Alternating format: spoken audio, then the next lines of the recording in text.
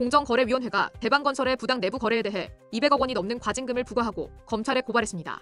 대방건설은 계열사를 동원해 알짜 공공택지, 벌떼 입찰에 나선 뒤 낙찰받아 오너일과 회사에 저렴한 가격에 넘겼다는 혐의를 받고 있는데요. 공정위 조사 결과 대방건설이 지난 2014년 11월부터 2020년 3월까지 총 6개 공공택지를 총수인 구교훈 회장의 딸 구수진 씨와 며느리 김보희 씨가 소유한 대방산업개발과 5개 자회사에 전매한 것으로 드러났습니다.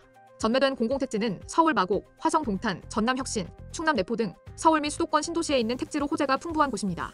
특히 주목할 만한 점은 공정위가 대방건설뿐 아니라 다른 건설사들에 대한 부당 내부 거래를 조사 중에 있다는 사실입니다. 지난해 연말 제1건설에 대해 제재가 이뤄졌고 현재 우미건설과 중흥건설에 대해 법 위반 여부를 조사 중인데요. 이들 건설사는 바짝 긴장할 수밖에 없는 상황입니다. 무엇보다 건설 경기 악화로 극심한 침체를 겪고 있어 공정위의 제재 여부가 더욱 아프게 다가오고 있습니다.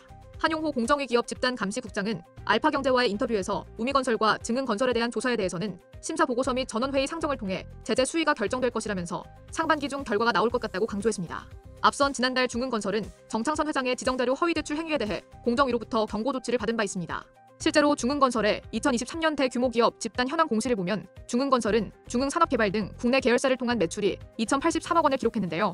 국내 매출의 절반이 넘는 53.7%를 차지하고 있습니다. 중흥산업개발은 중흥 S클래스의 완전 자회사이고 중흥 S클래스는 정원주 대우건설 회장의 개인 회사인 중흥토건 자회사입니다. 중흥건설의 중흥산업개발, 중봉건설 등과의 내부 거래는 2015년에는 그 비중이 93%에 달했습니다. 지난 2015년 중흥토건은 중봉건설, 중흥 S클래스 등 계열사를 통한 매출 비중이 전체 매출액의 83%에 이르렀습니다.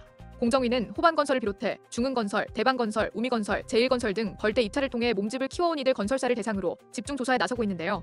대부분 지난 2014년 이후 폭발적으로 성장했습니다. 공정위는 이들 건설사의 부당 내부 거래 혐의 등을 확인한 뒤 제재에 나설 방침이며 검찰 고발도 고려하고 있습니다.